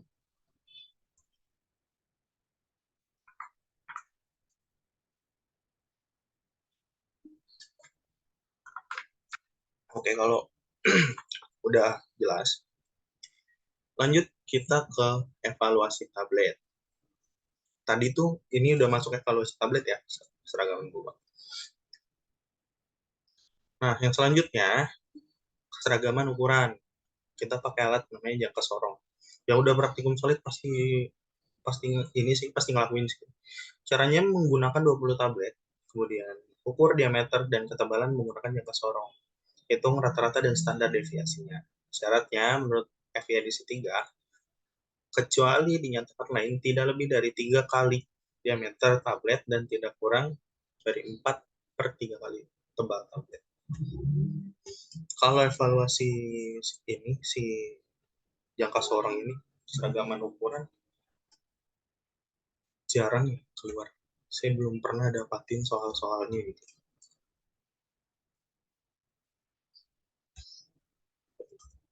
Nah, selanjutnya ada uji keseragaman sediaan. Ini biasa suka keluar, teman-teman. Uji keseragaman sediaan itu variatif. Yang pertama ada keseragaman kandungan. Dilakukan untuk tablet yang memiliki kandungan zat aktif kurang dari 25 mg atau kurang dari 25% terhadap bobot tablet beratnya. Tuh. Ini kata kuncinya. Jadi kalau misalkan di soal, seorang apoteker akan melakukan evaluasi keseragaman sediaan tablet tersebut memiliki zat aktif anggaplah 20 mg. Kira-kira pakai apa yang cocok? Udah pasti keseragaman kandungan. Selanjutnya, keseragaman bobot dilakukan ketika apa sih? Dilakukan untuk tablet yang memiliki kandungan aktif lebih dari 25 mg atau lebih dari 25% terhadap bobot tablet. Tuh, untuk yang keseragaman bobot. Nah, kemudian caranya nih, jumlah sampel yang digunakan total itu 30. Yang pertama, tahap awal itu kita pakai 10 tablet. Kalau misalkan tidak memenuhi syarat, kita masuk ke tahap 2 dengan penambahan 20 tablet. Jadi total sampelnya 30. Itu. Keseragaman sediaan jelas ya, teman-teman ya. Sebenarnya sih simpel ya. Halo? Jelas, Kak. Oke, lanjut. Selanjutnya adalah uji waktu hancur. Kita juga pernah melakukan sepertinya di S1 ini, teman-teman ya. Untuk tablet konvensional tanpa salut itu 15 menit, kurang dari 15 menit hancurnya. Dengan salut gula itu kurang dari 30 menit, dengan salut entrik lebih dari 60 menit, dengan medium asam, tablet hisap dan effervescent kurang dari 5 menit. Waktu hancur akan berpengaruh pada disolusi obat. Nah, kalau misalkan kita mau evaluasi sediaan kapsul, pakai alat tipe apa? Ada yang bisa bantu jawab?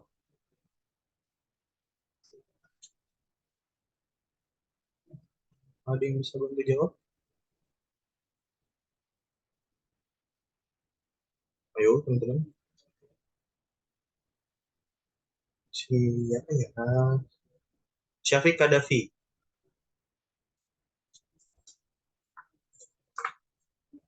Kalau misalkan kita mau uji waktu hancur sediaan kapsul, pakai alatnya apa? Sorry, itunya apa? Kompartemennya.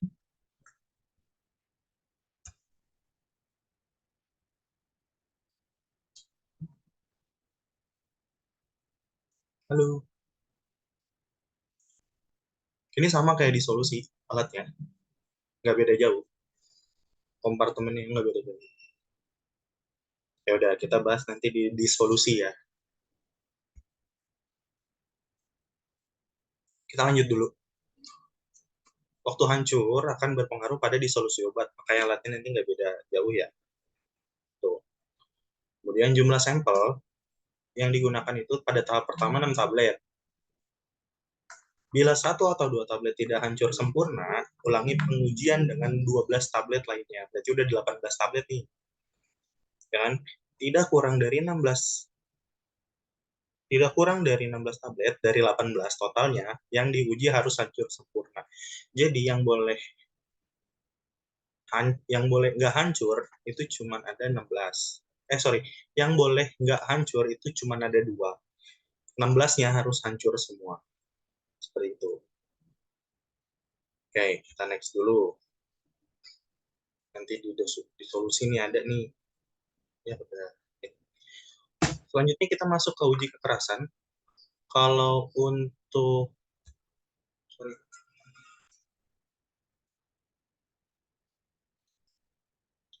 tablet konvensional dan salut oral itu 8 kilo ya. 3 kilo atau 8 kilo.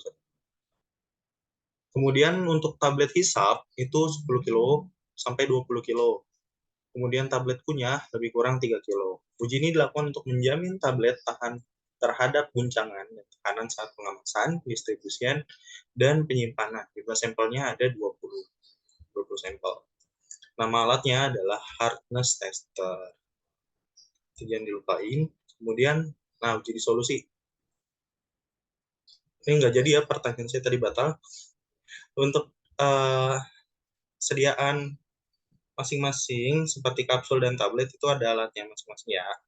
Kalau untuk si kapsul itu pakainya aparatus 1, kemudian bisa disebut juga keranjang, bisa juga disebut basket. Kapsul pakai keranjang. Apalagi itu aja. Untuk aparatus 2 itu tipe dayung pedal atau pedal. Aparatus 2 itu untuk sediaan tablet. Uji disolusi akan berkaitan dengan proses absorpsi obat dan onset kerja obat. Semakin lama disolusi, maka akan semakin lama absorpsi dan onset. Medianya bisa dibaca larutan HCl pH 1,2, daparasetat pH 4,5, dan daparfosfat. Saran saya ini dibaca atau dihafal karena suka keluar ya medium disolusi. Nah, untuk disolusi nanti ada nilai keberterimaannya yang harus dipahami. Akan ada di next slide. Selanjutnya ada uji kerapuhan atau friability, syaratnya kurang dari 1%. Rumusnya W1 kurang W2 dibagi W1 dikali 100%. Jadi sebelum dimasukkan ke friability tester ini, tablet ditimbang semua. Masuk itu adalah nilai W1. Setelah dijalankan alatnya, tablet dimasukkan dulu, kemudian dijalankan alatnya, kemudian ditimbang kembali, akan dapat nilai W2. Seperti itu, teman-teman.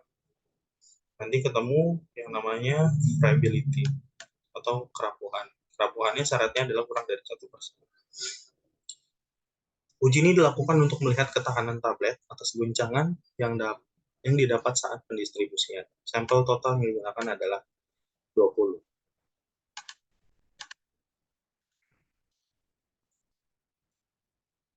Ini yang saya tadi bicarakan, ada nilai keberterimaan disolusi. Nilai keberterimaan disolusi yang pertama nih, tahap pertama kan S1. Jumlah sampel yang digunakan adalah 6. Tiap unit sediaan tidak kurang dari Q plus 5 syaratnya. Jadi ketika kita melakukan uji disolusi, misalkan nilai keberterimaannya sudah ditetapkan adalah 80%. Berarti nanti ketika kita melakukan evaluasi 6 tablet ini, nilai keberterimaannya nggak boleh ada yang di bawah 85%.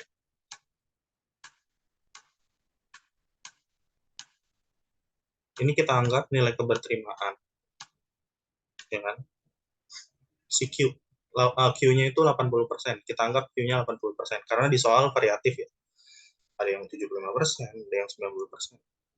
Variatif. Nah, tiap unit sediaan tidak kurang dari Q plus 5%. Q plus 5 berarti 80, benar. 80 plus 5 berarti kan 85% ya. Nah, tidak boleh ada yang di bawah dari 85%. Kalau ada yang di bawah 85%, Q-nya gimana, Pak? Masuk ke tahap kedua. Kita tambahkan lagi 6 tablet. Rata-rata dari 12 unit, S1 tambah S2 adalah sama dengan ataupun lebih besar dari Q. Berarti 80%. Atau lebih besar, ya kan? Bisa 81, 82, 83, 84, 85. Dari total 12 unit ini. Dan tidak satu pun unit yang lebih kecil dari Q kurang 15. 80 kurang 15, berarti 65 ya. 65 ya, kalau nggak salah.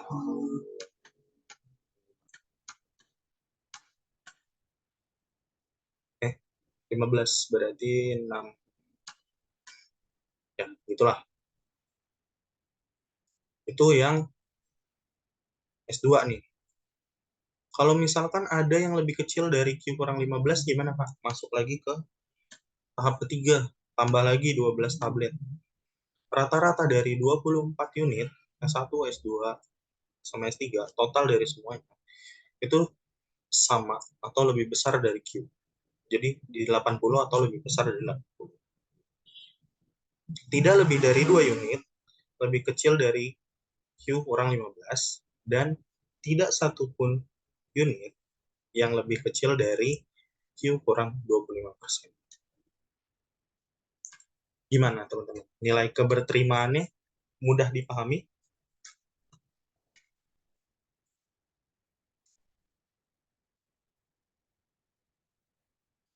Halo?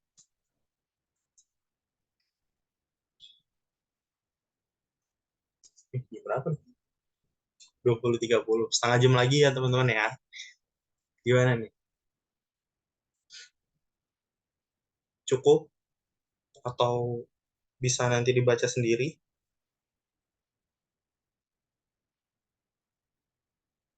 Halo? Cukup. Oke.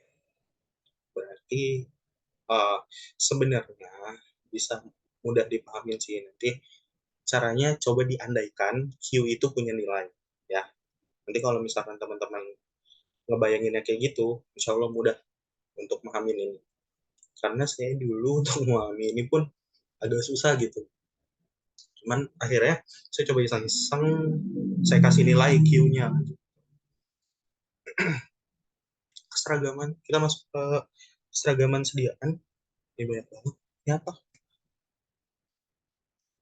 Oh, ini penjelasan yang tadi teman-teman ya. Seragaman sediaan, tadi kan kita udah bahas di atas ya. Sorry, yang ini nih. Seragaman sediaan yang ini. Yang ini. Itu kita udah bahas ya. Jadi ini mungkin buktinya aja. Ini lebih detail lagi penjelasannya. Teman-teman bisa baca kalau kebaca. Ini banyak banget. Cukup detail dan wasting time. Saya rasa ini sih di skip aja. Karena tadi sebelumnya kita udah bahas keseragaman sediaan. Di sini pun sama ya penjelasannya. Cuman ini lebih mendetail aja terkait bentuk sediaannya. Nah, kita masuk ke permasalahan dalam tablet, teman-teman. Permasalahan dalam tablet. Yang pertama itu ada sticking, picking, dan binding. Sticking, picking, dan binding. Sticking, picking, dan binding. Kira-kira kalau siapa ya? Belajar definisinya dulu aja deh. Siapa ya?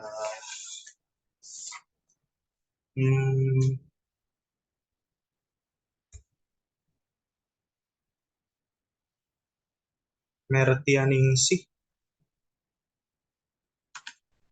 Mertianingsih. Iya, Kak. Kita bantu dijelaskan definisi terkait sticking dulu deh.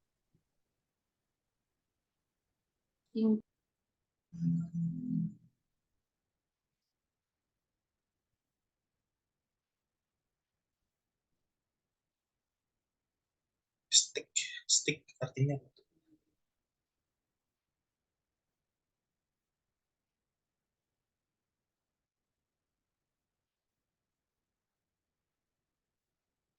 Nah, kalau kita lihat nih, solusinya adalah menambahkan glidan atau lubrikan.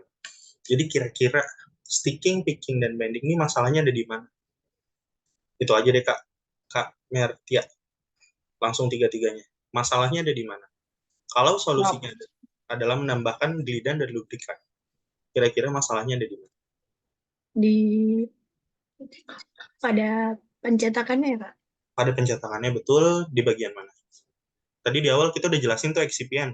Kalau glidan kerjanya di mana, lubrikan kerjanya di mana. Nah, kalau tabletnya rusak, dengan solusinya adalah menambahkan glidan dan lubrikan, kira-kira masalahnya di mana?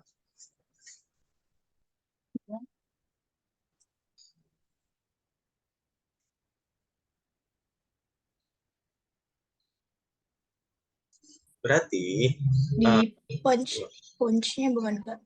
punch ya, di die ya. Karena kan tadi kita lihat ya, di sini punch nih. Sorry, ini punch bawah deh. Nah, ini kan die-nya. Nah, si tablet ini nih kemungkinan menempel antara di sini, di punch-nya, sama di die-nya nih, di samping-samping sini. Makanya kondisi tabletnya seperti ini. Sehingga solusinya adalah penambahan gliden atau lubrikan. Jelas ya, teman-teman ya. Makasih Kak Mertianingsih. Ya,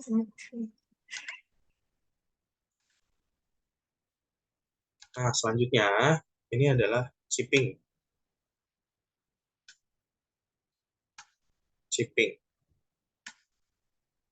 Chipping atau capping. Chipping atau capping itu adalah tablet yang terpotong atau gumpal ya. Terpotong di tepi atau gumpal. Itu yang dimaksudkan dengan si chipping. Masalahnya di mana tuh? Karena tabletnya kurang pengikat. Jadi, seperti yang sudah dibahas tadi, fungsi dari pengikat adalah mengompakkan si massa tablet ini, buat tablet ini jadi solid. Ketika pengikatnya kurang, akhirnya apa? Akhirnya rapuh tabletnya, jadi nggak kompak. Tuh. Selanjutnya, masuk ke sini juga nih, sorry, sini tadi ketinggalan ya. Ada capping juga, sama laminating. Sama masalahnya adalah kondisi tablet yang kurang kompak atau yang kurang pengikat. Kalau capping, ini si tablet terbelah menjadi dua lapisan. Di bagian atas dan di bagian bawahnya. Sedangkan laminating terpisah menjadi dua bagian atau lebih. Secara definitif itu bedanya. Nah, teman-teman harus paham definisi-definisinya. Karena soal-soal ketidakstabilan ini, salah satu variasinya adalah soalnya menjelaskan tentang definisi. Tablet mengalami kerusakan pada bagian tepinya dikarenakan menempel pada die atau punch. Ketidakstabilan ini dinamakan, nah, teman-teman bisa tuh, sticking, picking, binding. Itu disesuaikan lagi dengan masalahnya menempel pada die atau punch. Itu kan. Begitu juga dengan si chipping, capping, atau laminating.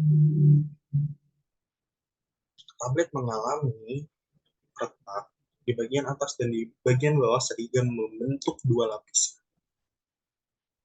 Ketidakstabilan ini dinamakan bla bla bla bla.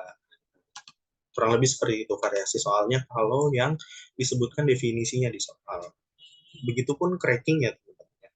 Cracking juga disebabkan karena kurangnya pengikat sehingga tablet tidak kompak. Nah, selanjutnya adalah mottling. Teman-teman bisa lihat di sini ketidakstabilannya adalah si tablet itu warnanya tidak homogen. Penyebabnya adalah proses partikel tablet ketika proses pengempaan itu masih besar-besar sehingga warnanya itu tidak homogen. Makanya sarannya adalah atau solusinya adalah mengecilkan ukuran granul. Seperti itu, teman. Selanjutnya ada tablet terlalu keras sehingga harus diturunkan pengikatnya. Tablet terlalu rapuh, ini kan semua karena tabletnya rapuh ya. Makanya harus ditambahkan pengikat. Kalau tablet terlalu lama hancur, tambahkan desintegran dan turunkan pengikat. Ini bisa dibaca untuk solusinya. Tapi untuk definisinya, saya sarankan teman-teman tulis lagi definisinya untuk sticking seperti apa, picking seperti apa, binding seperti apa. Seperti yang saya jelaskan tadi. Itu mungkin akan lebih mudah kalau nanti pada ujian masuk ditemukan soal-soal yang cukup menjelaskan lewat definisi. Jadi biar nggak bingung. Dah, next ke kapsul. Ini sih kapsul cuman penjelasan nomor kapsulnya aja ya. Kalau untuk nomor kapsul manusia tuh range-nya antara 5 sampai 1 atau sampai 0 gitu. Nah, untuk ukuran 00 sampai 0 ini biasanya untuk hewan. Nah, kandungannya teman-teman bisa lihat di sini.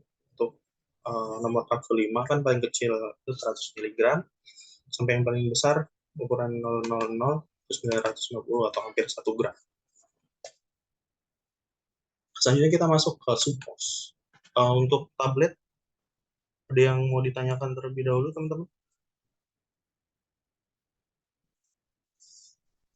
Oke, nanti sambil jalan aja, lihat case-nya nanti di soal. Saya mungkin pembahasan soalnya tidak bisa maksimal karena waktunya ya, teman-teman. Tapi nggak apa-apa, nanti saya share soalnya di grup, teman-teman harus kerjakan. Nanti kalau ada yang harus ditanyakan dan mau ditanyakan, silakan. Dan apa ya, kalaupun emang teman-teman butuh soal lagi, bisa informasikan ke saya akan coba carikan soal ujian. Tapi untuk sementara saya kasih soal yang dibuat sama PU dulu buat teman-teman belajar nanti. Oke, kalau untuk tablet nggak ada pertanyaan dan kapsul nggak ada, saya lanjut ke supos. Supos ini ya kan sediaan yang digunakannya untuk melalui dubur ya. Jadi untuk sediaannya juga dikondisikan agar mudah dimasukkan ke dalam dubur dan cepat juga untuk melunak gitu kan. Makanya basis yang digunakan umumnya adalah lemak coklat atau olium kakao. Penyimpanannya itu di 2 sampai 8 derajat Celcius atau suhu dingin. Kemudian untuk si supos dengan basis PG, polyethylene glycol, itu disimpan di suhu kamar 15 sampai 30. Kemudian uji waktu hancur untuk basis PG itu adalah 15 menit, sedangkan untuk olium kakao dingin itu 3 menit. Alat untuk disolusi supos adalah flow tow cell. Nah, kalau untuk disolusi kapsul, jangan disolusi tablet deh. Konita, alat untuk disolusi tablet apa?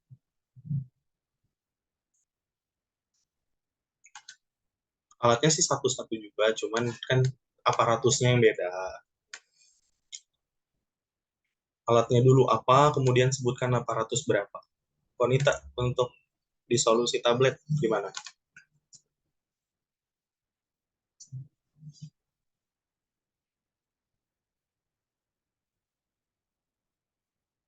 Oke, yang bisa bantu jawab silakan. Izin jawab, Kak. Hmm, Di integration tester ya, Kak? betul, aparatusnya? Aparatusnya yang dayung, yang 2. 2, aparatus 2, dayung atau pedal. Oke, thank you, Kak. Nah, untuk kapsul berarti aparatusnya aparatus 1, kita bisa sebut basket atau keranjang. Oke, next. Selanjutnya ada soal ya, teman-teman. Ini contoh soal aja, dan mungkin cukup banyak ditemukan. Dalam pembuatan supos dengan basis olium kakao, tergandung 0,2 gram aminofilin sebagai zat aktif. Jumlah supos yang akan dibuat adalah 15 dengan berat masing-masing 3 gram. Berat masing suposnya 3 gram. Oke, jika koefisien olium kakaonya adalah 0,86, berapa jumlah basis yang digunakan?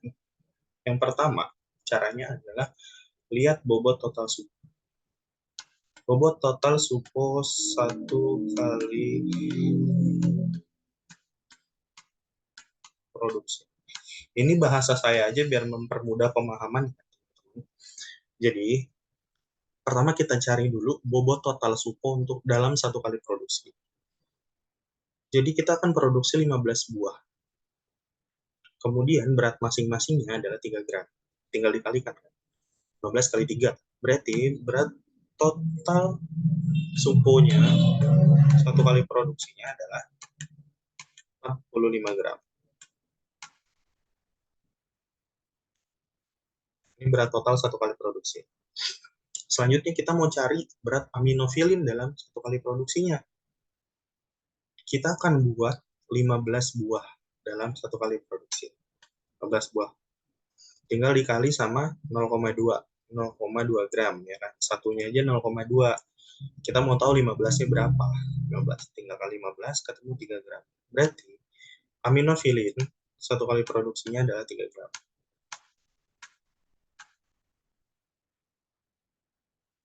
Aminofilin satu kali produksinya ada 3 gram. Kemudian dikali sama ini dulu nih. Si koefisien partisiolium kakao. Karena kita mau tahu berat basisnya berapa. Ketemu 2,58. Ini berat total. Basis yang akan digunakan, kan yang ditanya berapa jumlah basis kan. Jadi, berat supos total satu kali produksi dikurang berat aminofilin satu kali produksinya berapa, dikurang ketemu hasilnya. Ini adalah basis yang akan digunakan. Ya, simpel aja. Saya rasa sangat mudah dipahami. Dan saya rasa akan muncul di ujian masuk karena ini soal yang cukup simpel. Nah, itu aja pembahasan kita untuk sediaan solid, teman-teman. Kita punya waktu sekitar 15 menit lagi untuk bahas soal. Untuk materinya, ada yang mau ditanyakan sebelumnya?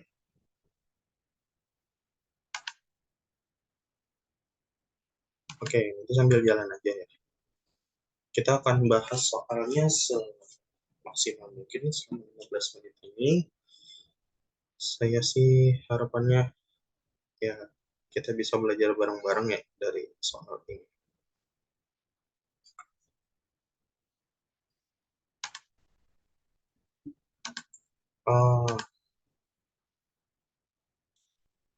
Udah kelihatan soalnya, teman-teman? Kelihatan, Kak. Sudah. Oke.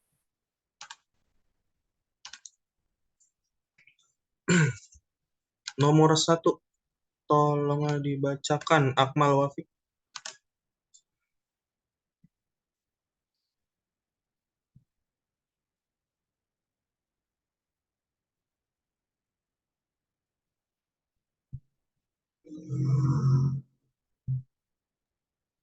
Akmal Dibaca. Wafik.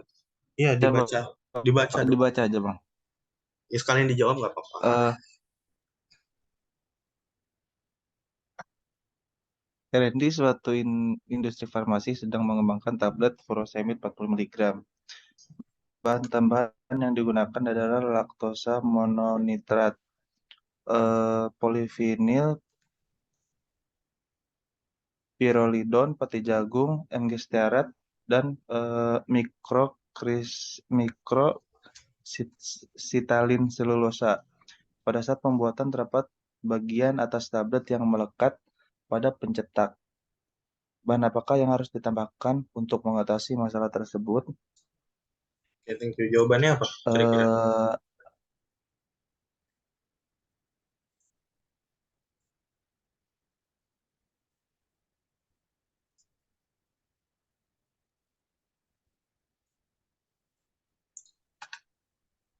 D, Bang. Jawabannya? MG-stearat bukan, Bang. MG-stearat kenapa?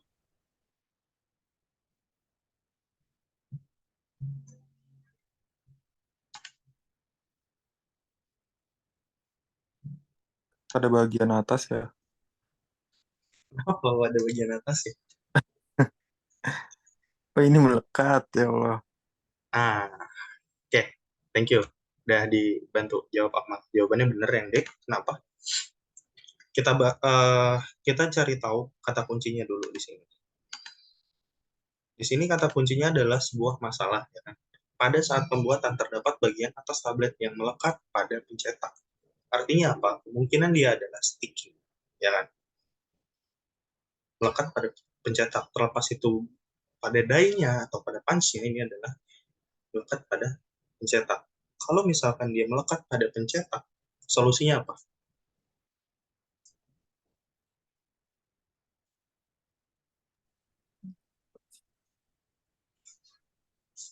Ayo, siapa yang bisa bantu jawab? Solusinya apa kalau melekat pada pencetak? Penambahan bahan Gelidan atau lubrikan, Pak. Penambahan? Gelidan atau lubrikan. Gildan atau lubrikan. Contohnya apa? Itu Bang, MG syarat. Contohnya MG.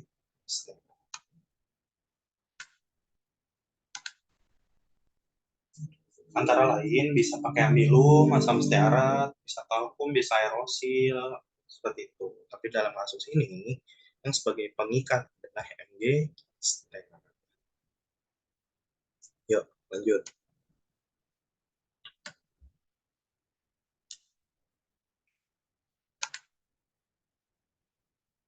Alvira, minta tolong dibaca nomor 2. Iya Kak, sebuah industri farmasi memproduksi paracetamol tablet 500 mg dengan bahan tambahan mikrokristalin selulosa, PVP, laktosa, MG-stearat, dan talk. Setelah diuji, ternyata kekerasannya di bawah spesifikasi. Bahan apakah yang perlu ditambahkan konsentrasinya? Apa tuh?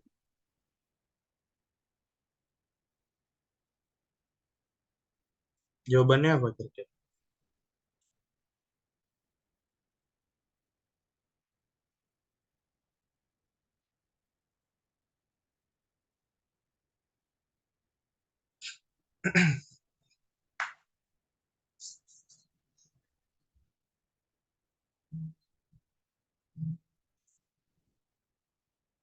Halo, sok dijawab dulu. Ada yang bisa bantu Alvira nggak apa-apa, dibantu aja jawab.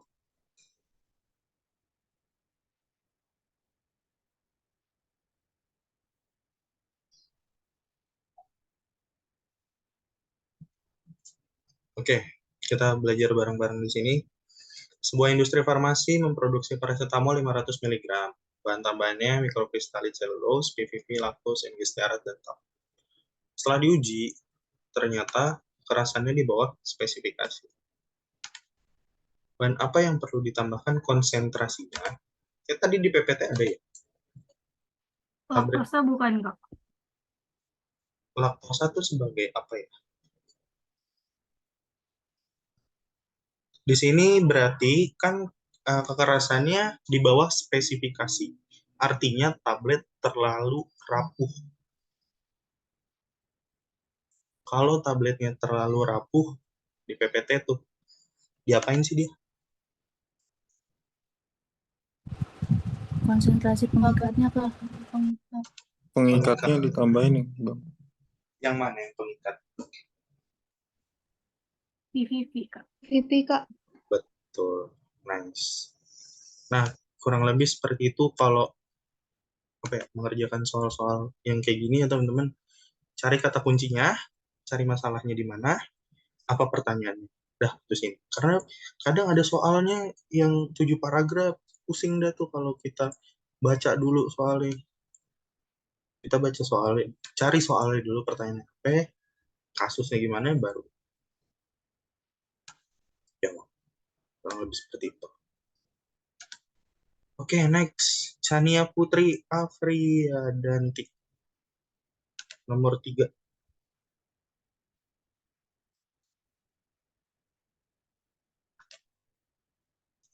Di industri farmasi membuat suatu formula sediaan tablet. Didapatkan hasil uji friabilitas sebesar 3%. Bahan apa yang perlu ditambahkan pada formula tersebut? Oke, kira-kira kalau 3%, tabletnya gimana sih?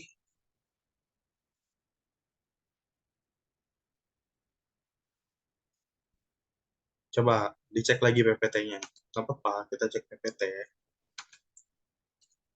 Uji friabilitas atau kerapuhan, syaratnya berapa? 1% Pak. 1% atau di bawah 1% ya.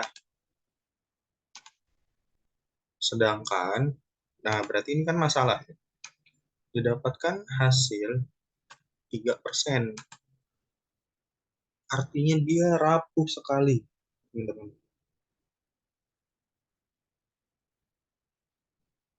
Ya kan? Bahan apa yang ditambahkan ke dalam formula? Kira-kira apa? Chania?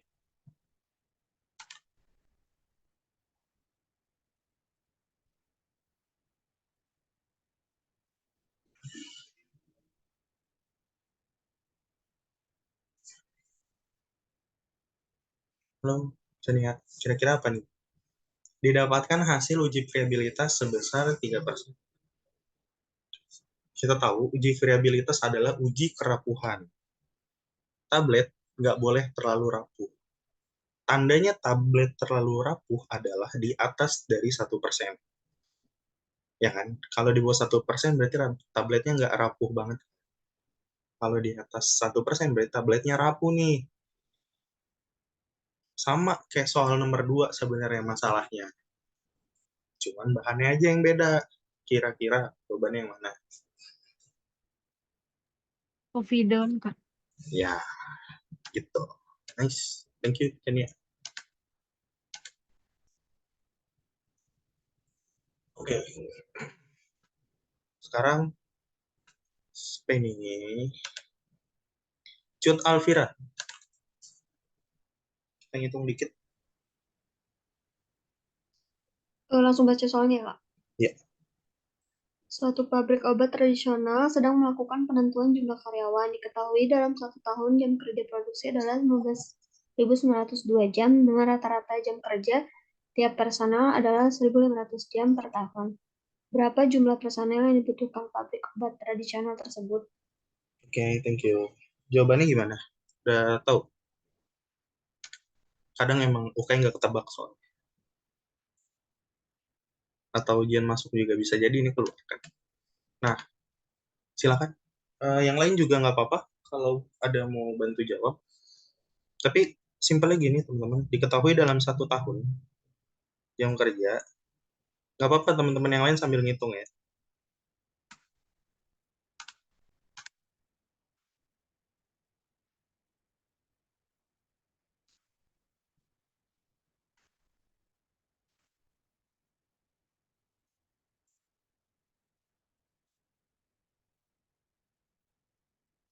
Nah, kita pakai apa ya jelasin yang ini aja. Ini kita tulis dulu diketahuinya. Ada yang udah ngitung? Udah dapet jawabannya? Langsung sebutin? Nggak apa-apa.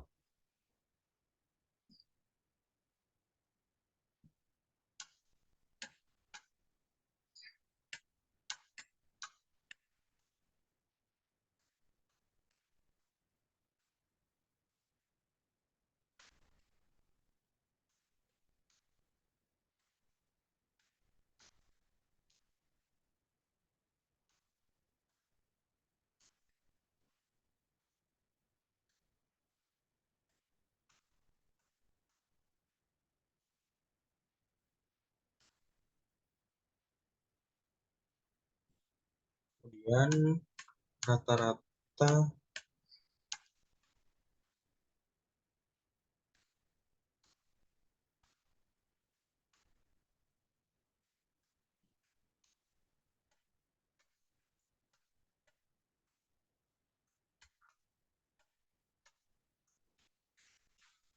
langsung jawab aja ya kalau udah ada yang dapat jawabannya.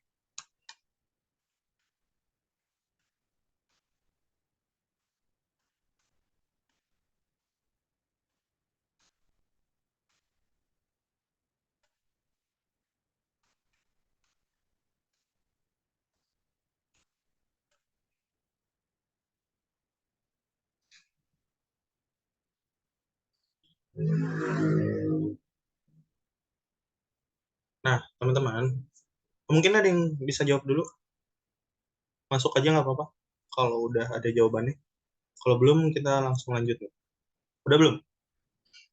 11 bukan, Kak? Berapa? 11. 11. Oke, gimana caranya?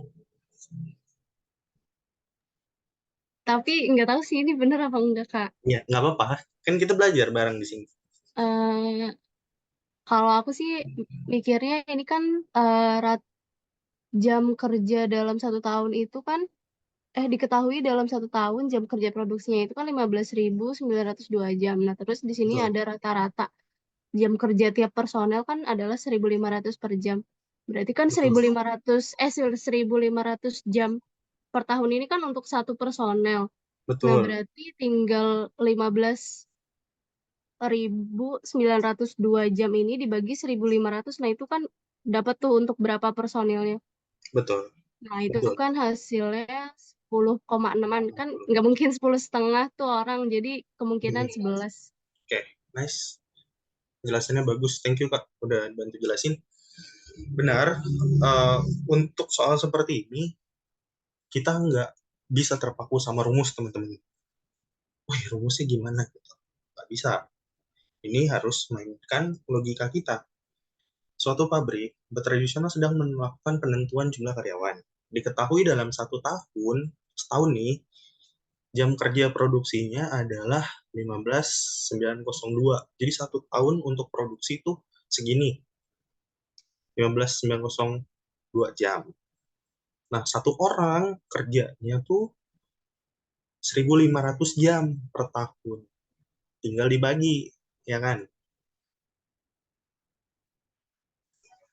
Tinggal dibagi deh, 15.902 jam. Ini coret aja satuannya. Set, yang ditanyakan jam kerja tiap personel. Yang dibutuhkan kan personel, ya kan? Sedangkan ini udah diketahui ini tahun, satuannya tahun sama kan? Kayak gitu. Ini udah tinggal dibagi, ketemu hasilnya 10,6 ya. 10,6. 10,6.